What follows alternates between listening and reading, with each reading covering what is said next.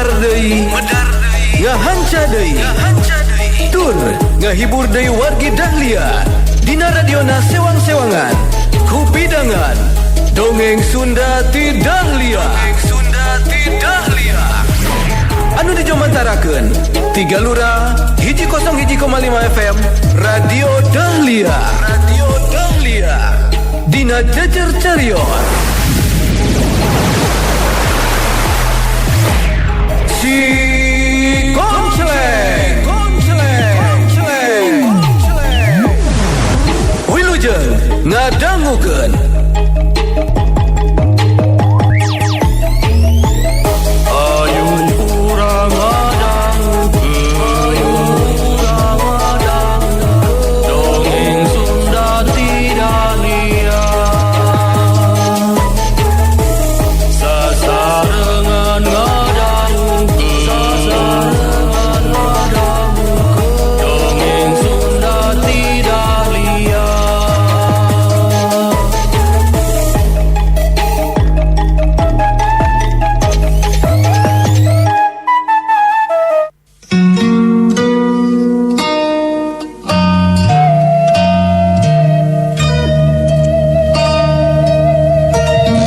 Dahlia Barjaya nu parantos ka Paguron Jaya Laga nepangan Sutinah anu katinggalina sapertos Injani oge meredih deui ka ini Kalasuri pikeun nyanak deui Hambali anu aya nu ngiwat di alas Waringin. Teras anu salajengna Mang Odek mah sareng Injani nepangan Abah sareng Ambu Domas sejangan nuhunkeun kana sagala rupi bantosarana ti Abah Domas. Urang lajengkeun Putu si Konceleng tanding titisan siluman karya Bagus Respati.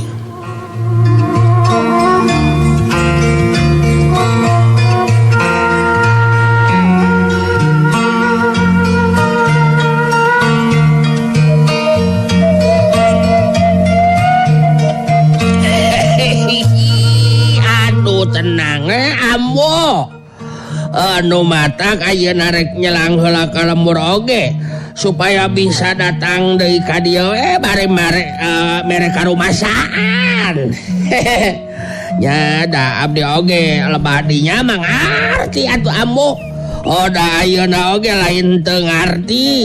Katnya da kumaha atuh da keur gepeng ayeuna mah teh nyepeng pisan. Ya punten ambo ada ambu oge lain menta ayeuna pokona mah isuk pageto cek ambu oge malah leuwih gancang tangtu leuwih hade sabenerna mah kitu ingat deui isuk atawa pageto sababnya eta nyada kitu atuh ambu mah sok rajeun terus ngarep-ngarep jeung teu liari nepikeun ka lempeng pisan eueuh karumasaan ti anu ditulungan teh kitu da kumaha deui atuh keun menta ayeuna ge isuk atawa pageto teu naon. Abah Domas netep seukeut ka anu jadi pamajikanana sirahna gogodeg bari terus nyarita. Bagus abu. Aduh buat kumani terus bolak-balik dah. Geus nyaho keur nyepeng. Keur gepeng. Najan terus-terusan diomongan oge pugu ayeuna marek naon dulu dibikeun. Nya sok atuh ari-arek ngeureuyeuh mulang ka lembur Mama Kodek. Sing salamat kayak gitu kan masalah anu itu ya nama teu kudu jadi bahan pikiran teuing. Nya sok be atuh Mang Odek sing aya datang deui we ka dieu nya da piraku ari rek terus ngampleng eueuh beja nama. ulah sepeda terus hasil pamaksudan terus jadi ngelelep gitu kade ulah nepikeun ka kitu ya ari ambu mah lain naon teh lain setil ngan kumanya pokona mah hate jadi nancan banglas ari acan aya karumasaan mah nya maksud ambu teh ti anu geus ditulungan aya pamere nah gitu oge lain maksa ieu ambu mah ngan nya we sok terus we ingat ieu mah jadi omat ulah nebikeun ka pokok nya da tetep we ari ku ambu mah di nanti dituan pisan sanajan nya oge ridho gitu tapi nya kudu we pokokna mah lah aya anu bisa katarima ku ambu gitu tah Mang Odek. Beres lah kalawan kaharti tur eces pisan caritaan ambu ayeuna teh anu jelas ya abdi geus moal make kudu poho kana jasa ti ambu kali abah sabab ayana jasa abah jeung ambu abdi jadi laksana pamaksudan ngeunaan karumasaan ya abdi jelas moal make kudu mopohokeun geus pasti bakal dipikirkeun. Nah ieu mah permios atuh kasadayana. Geus garasa cukup ngobrolna bangsa nepungan ambu jeung Mbah Domas harita Mang Odek jeung Injani terus pamitan. Sajonening lempang bareng Mang Odek rada era oge sabab sikep Injani anu geus kapangaruhan ku ilmu gandrung ayu bet ngeket jeung montel pisan ka Mang Odek teu beda we ti keur anu anyar pangantenan bae.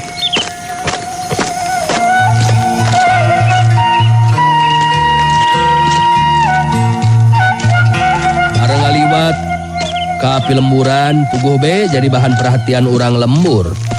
Puguh kaget meureunnan kayaan lalaki saperti Mang Odek bet nyaningkeun wanoja anu geulis saperti kitu.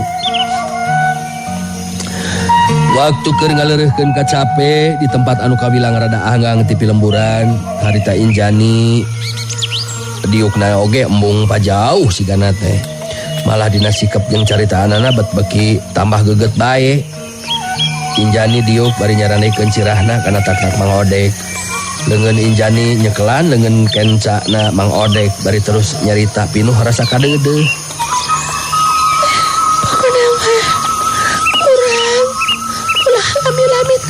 Kian mah, mari terus terang ke abdi nak moal kiat. Mari kita amit teuing hubungan bari sareng teh enggang hiji mah. Mari kita aya daya anu dipikat cintaku dari abdi moal ka salira mah.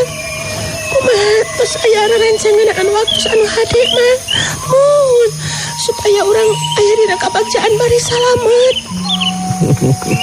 Oke tenang hola nyiwas ulah wakang gurunggu suta pugu hari cek Mang mah anu jelas Mang moal make kudu ngejat atawa lumpat Mang bakal tetep aya di gigireun salira Nyimas gitu ya mohon atuh ari kitu manuhun pisan jiwa raga abdi memang tos moal aya anu tiasa abdi milik ka jadi ti salira Mang anu dipikat cintaku diri abdi sanajan dugi ka akhir zaman paripaosna abdi moal rek luntur ku kaibu dan laas ku kahujana kadeudeung kacinta abdi mengukur kanggo Mang Odek salira nya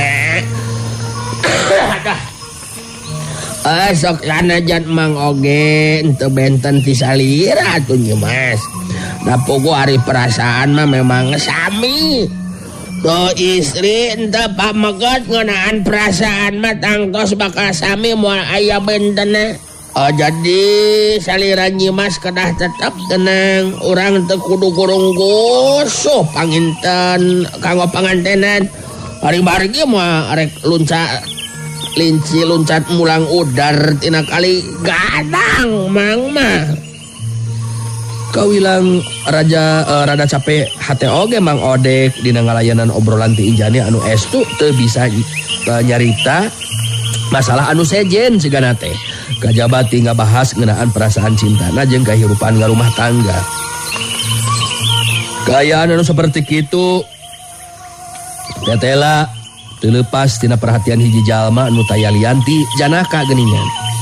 Janaka puguh ningali Mang Odek jeung Injani waktu lumampah ka pilemburan bet ningali kaayaan anu matak nyieun perhatian jeung ngahudangkeun rasa kepanasaran. Sabab kaayaan Mang Odek jeung Injani anu bener-bener teu wajar.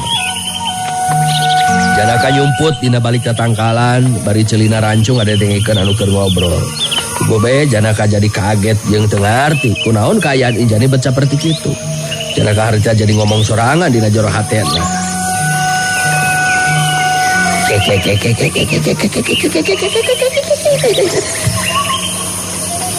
Nah kunaon ya si Injani teh? Bet kawas anu teu eling ieu teh. Aneh, teu ngarti make jeung mika cinta ka si Odek sagala rupa ieu teh. Boa edan. Nah teu ningali kupah non kitu siga kumaha si Odek.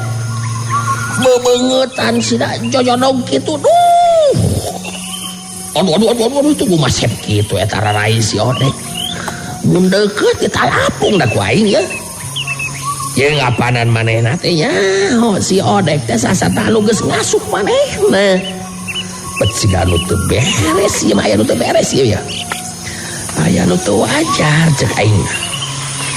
Ieu bet ku kabeneranna teh aing diparengkeun ningali maranehna duaan anu lempang ngaliwatan ka pilemburan teu beda we ti salaki jeung pamajikan nu anyar pangantenan ieu teh. Kunaon Injani bet jadi saperti kitu nya.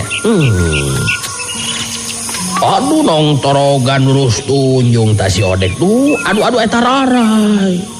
Belasana teh jadi Arjuna we tah jelema teh deuh muraing jeung leuna oge. Tapi aing bet jadi penasaran ieu teh keun sia.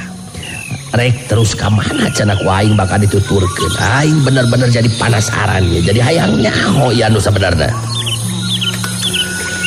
Janaka kaentepan oge ku perasaan sirik ka Mang Odek sabab dina kaayaan Mang Odek anu saperti kitu tetela bet bisa dipika cinta ku Injani. Anu memang keur Janaka mah acan nyahoeun kana kaayaan anu sabenerna. Eta kaayaan jadi ngonang rasa kapanasaran Janaka pikeun terus nuturkeun sacara dedemitan reka mana lampah anu dituju ku Mang Odek jeung Injani. Geus ngaraca cukup ngaleureukeun ka cape Mang Odek ngareret ka Injani bari terus harita nyarita deui. Kumaha ya upami urang ngareuyeuh deui nya Mas. Ya ieu mah supados enggal-enggal be atuh ka tempat anu bade dituju ku urang ieu teh Mas kitu. Tadi oge abdi mah teu ngarasa capek Mang. Duka padah merisa sarengan abdi pika cinta eta. Sanaos kedah naik kana luhur gunung. Aduh kikat ka capek. Urang bakal nepangan ka saha teh ya ieu teh Mang. Urang nepangan ka akira ngawulung guru Mang teh nya Mas. Sasat memang apanan eta teh kolot urang. Ya kadinya we tujuan urang teh apanan kitu. Kampusna oge ngabadentenkeun masalah urang pangantenan teh nya. Memang sangap abdi oge kedah enggal dibadentenkeun Mang. Ari mari ki abdi mah moal kiat upamila teh ngantos jadi langkung enggal. Urang hiji ngalaki rapi angtos urang bakal langkung sukema sareng lukina. Mang Odek berjanten gagah sareng kasep kieu nya. Abdi nya antep asa leupas ti Mang Odek ieu mah. Iya ulah bari ka garayaman kieu atuh ya Mas. Tenang heula Udah engke oge. Ada getek engke oge keur saha atuh dari emang mah. Ari sanes kanggo salirannya Mas anu geulis mah. Ada ya. Atuh nya Mas getek kieu tong garayaman.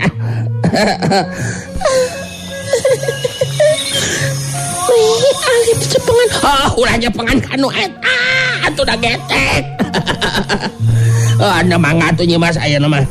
Urang ngaroyoh deui wen raskeun lampah. Geus kitu mah harita Mang Odek jeung Injani neruskeun lampahna deui. Janaka terus nuturkeun ti kaanggangan. bener-bener beki tambah penasaran sabab kaayaan anu lumangsung harita memang teu wajar pisan sabab Injani sakitu geget jeung dedeuna ka Mang Odek. Janaka terus nuturkeun ti kaanggangan hatena bener-bener beki tambah penasaran. Penasaran kudu langsungna kajadian antara Injani jeung Mang Odek dina waktu harita.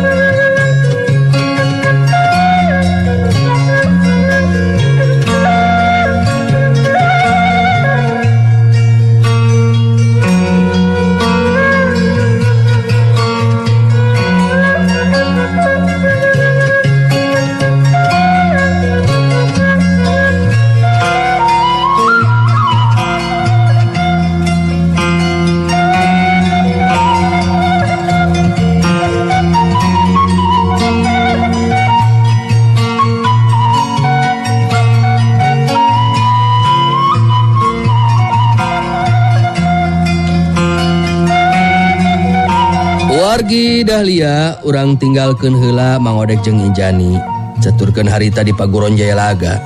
Wanci pabeberang waktu Barjaya keur ngeunah sare harita bet ngadadak jadi hudang. Nu saterusna ngahuleng bari ngagoler bet aya perasaan anu aneh ngaraksuk kana hate Barjaya. Ngadadak kumajot hayang panggih jeung Nini Kalasuri. Barjaya ngahuleng sorangan bari ngagerendeng ngomong sorangan dina jero hatena. Aneh. Nah kunaon aing bet jadi inget bae ka Nini Kalasuri ieu teh. Bet kape beungeut bae tah Nini Kalasuri teh. Ieu hate meuni kumejot kieu ieu yang panggih jeung Nini Kalasuri. Nah kunaon ieu teh? Aya naon ieu teh nya? Ayeuna leuwih hade ku aing ditepungan Nini Kalasuri teh. Bener dah. Barjaya memang teu nyahoeun lamun jiwa jeung pikiranna geus kapangaruhan ku ilmu gandrung ayu. Uyah anu diawurkeun di jero kamarna ku Mang Odek teh kalengkahan ku Barjaya waktu kakarak balik ti alas waringin teh. Harita Barjaya terus keluar ti jero kamarna sarta muru nepungan ka Nini Kalasuri. Harita Nini Kalasuri keur aya di tengah imah waktu disampeurkeun ku Barjaya. Malah aya sababaraha urang murid Barjaya anu keur ngalobrol. Barang datang dihareupeun Nini Kalasuri langsung sikep jeung caritaan Barjaya robah bete beda ti kabuah hate bae ka Nini Kalasuri teh.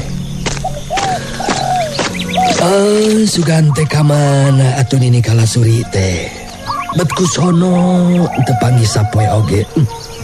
Kadeudeuh jeung kacinta nu ngancik dina ieu hate moal bisa disisilihkeun. Geus moal aya nu bisa misahkeun deui cinta urang duaan ti ayeuna ka hareup mah. Nini Kalasuri memang wanita anu bakal bisa jeung mampu mere kabagjaan. Ieu Kang Barjaya anu bakal ngabagjakeun ka diri anjeun Neng Kalasuri. Pugu bae Nini Kalasuri nepikeun ka undur-unduran saking ku kaget ningali sikap jeung caritaan Barjaya anu saperti kitu. Kitu oge murid-murid Barjaya pada kalerung bari silih reret jeung pada baturna lantaran kaget ningali tingkah pola Barjaya anu saperti kitu. Nini Kalasuri bari jeung undur-unduran ka tukang teh harita nyobaan cumarita bari neuteub seukeut ka Barjaya anu memang teu wajar kaayaanana. Eling popo eling kumaha teh bat kalaka jadi siga anu teu jejeg pikiran kieu ieu teh kumaha teh sadar popo sing sadar kumaha teh eta sikap jeung caritaan teh bat jadi ngaco kieu eling popo eling ulah nyebutkeun ngaco Neng Kalasuri. Omat ulah arek nolak kana cinta akang. Sabab di antarana atau di antara hati orang duaan, batin orang duaan geus nganteng tali kasih anu moal bisa pegat sanajan ku sabae oge. Ulah make jeung mundur segala rupa. Piraku make kudu teu narima kana kacinta jeung kadeudeuk Akang Kalasuri. Nini Kalasuri ngabagikeun panetepna kanu aya di jero eta rohangan bari terus carita. Aduh, dia betul ya kumaha teh barudak. Kunaon dari Barjaya cenah bet joe robakian ini mah lain injan ieu teh bebu. Apa ninjan anu dipika cinta dipika deudeuh ku Barjaya mah ye ieu teh. Eueuh injan-injanian. Taya deui anu dipika deudeuh jeung dipika cinta kajabati diri anjeun Kalasuri. Ayo, urang cacapkeun rasa kasuka. Cinta urang geus moal aya anu bisa ngahalangan. Cinta urang geus moal aya anu bisa misakeun. Ayo ka dieu geulis sing deket. Yap ka dieu. Pugu be menang sajongjongan Nini Kalasuri jadi kaget anu lain di kieu. Nah, sabab Barjaya terus ngagabruk ngarangkulan sarta ngarumurung ka Nini Kalasuri teu beda we ti ka buah hate bae. Murid-murid Barjaya anu araya di dinya jadi ting polohok bengong bari bingung kudu kumaha pilakueun.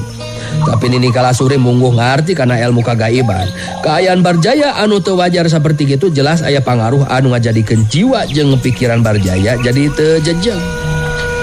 Bari pakupis nyingkahan Barjaya anu terus ngarumurung ka dirina. Nini Kalasuri aya kasempatan nyokot cangkir awi anu aya caian. Saterusna metakeun elmuna. Beungeut Barjaya hari tadi bura. Kejadian saterusna Barjaya memang teu langsung cager pulih kasadaranana, tapi sirahna ngadadak jadi ngupeng lieur. Barjaya nu keur ngarangkulan Nini Kalasuri teh jadi terus mundur dadaligegan bari nyekelan sirahna. Ningali kaayaan Barjaya geus kitu mah harita Nini Kalasuri terus ngareret ka dua urang muridna Barjaya anu saterusna mere parentah ka eta dua urang murid Barjaya. Asok bawa heula ka kamarna ta Barjaya teh. Polerkeun sina tenang heula. Kaayaan Barjaya memang teu wajar. Aya anu geus mangaruhan kana jiwa jeung pikiranana. Sok gancang bawa ka itu. Bari masih dina kaayaan kaget jeung bingung harita Barjaya digotong ku dua urang muridna terus dibawa ka jero kamarna.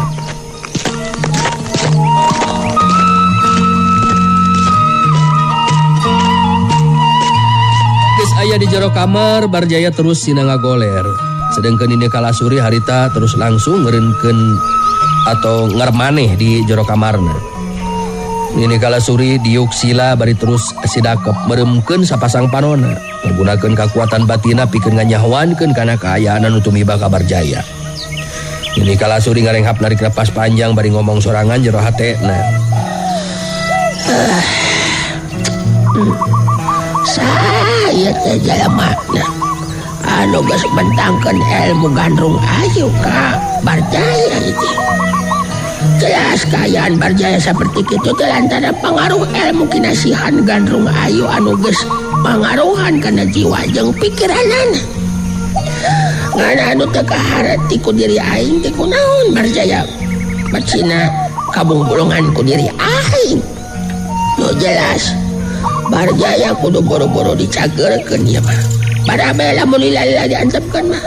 Manya aing nepikeun ka dirangkulan jeung dirumbrung sagala rupa. Bener-bener hebat oge ta kakuatan kinasihan gandrung ayu teh. Nini Kalasuri geus nangtukeun sikepna. Kaayaan Barjaya kudu buru-buru diubaran sabab lamun diantepkeun lila-lila tangtu bakal ngabarabekeun ka jalma-jalma anu araya di dinya. Pang-pang nama Nini Kalasuri anu sasatna jadi inceran Barjaya anu keur kabungbulungan ku Nini Kalasuri. Barjaya anu bari ngagoler ngarasakeun lieur dina sirahna malah mimiti rada pulih deui kasadaranana. Harita kerung lantaran aya di jero kamarna bari ngagoler tur dibaturan ku dua urang muridna.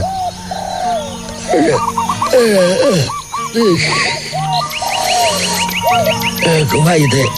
Aya naon ieu teh? Aduh. Bet aya di dieu ieu teh ieu jeung make dibaturan sagala rupa ieu kuduan ieu. Aduh. Memang kula teh keur gering ieu teh. Aya naon ieu teh cik? Aduh. jawani liar kieu. Aduh. Aya naon sok jelaskeun. Abdi oge bingung Kang. Itu margi tadi di tengah bumi sepupu mohon akang bet langsung be ngagabrung ngarangkulan di Kalasuri. Wari ngebrekeun rasa kacinta. Kumawe juga ke buah hati gitu Kang. Atau di Kalasuri kageteun dah. Abdi oge bengong. Mata si beton. Ayo margi bingung dah. Kunaon akang tepupungu buat jadi seperti itu. Kayak anak itu dah Kang dah tadi teh. Leres Kang, abdi di piwarang kunini Kalasuri ngagandong salira di sini digolelkeun tadi lebat kamar. Ya hari margi kayaan salira memang tu wajar. Ya duka kumaha tah. Bunga abdi ge bingung gitu Kang. Barjaya mencet antarangna anu masih keneh ngarasa lieur. Bet jadi lup-lup ingetanana nginget kana kejadian tadi. Menang katerangan seperti kitu ti dua muridna, akhirnya Barjaya bisa sadar jeung arti kana eta kaayaan anu teu wajar. Jelas jiwa jeung pikiranana geus katembus ku kekuatan lemes. Dan anu jadi pamikiran teh saha jelemana anu geus kumawani ngalakukeun tindakan seperti kitu ka Barjaya. Edan saha itu jelemana anu geus kumawani ngaheureuyan ka aing teh. Jelas anu dilakukeun ku diri aing di luar kasadaran eta mah.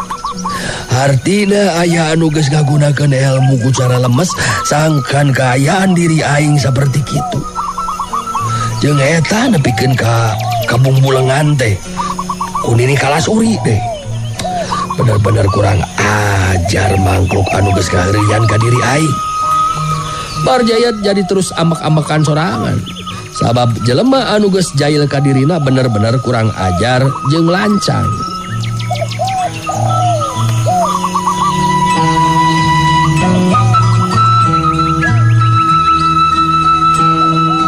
Kejadian anu lumangsung tadi puguh be jadi bahan caritaan murid-murid Barjaya. Malah eta beja teh ayeuna mah bisa kadenge ku Sutinah alias injani palsu. Kadenge tina obrolan murid-murid Barjaya anu nyaritakeun ngeunaan kaayaan guruna. Wargi Dahlia. Waktosna parantos tanya kapan dewa. Karena dia cangkeun deui seriasi konseling dinten ieu. Insyaallah enjing urang lajengkeun deui urang keur deui hatur nuhun ka sadayana wargi-wargi anu parantos ngadarangukeun teras dina radio da sewang-sewangan dina live streaming hatur nuhun pisan. Dalam waktos kasadayana mohon lah siapunten pisan ye. Mohon sababaraha waktu ayeuna akhir-akhir ieu teu tiasa ngaoskeun komen-komen teu tiasa ngabsen anu parantos nga-WA siapunten anu kasuhun jalaran mohon waktosna geuning samporet pisan mohon mepet sareng iklan anu kedah di wajib diputerkeun siapunten pisan anu kasuhun hapunten mung sim goreng panginten ngaturkeun nuhun we kasadayana warga-warga nu saratia teras gadog dongeng Sunda tidak lia teras manteng dongeng Sunda tidak lihat hatur nuhun anu saageng-ageng nageun insyaallah ke pami aya waktos anu rada nenggang itu mohon anu rada nanti nyalse orang ngawitan di absennya hiji-hiji pangintennya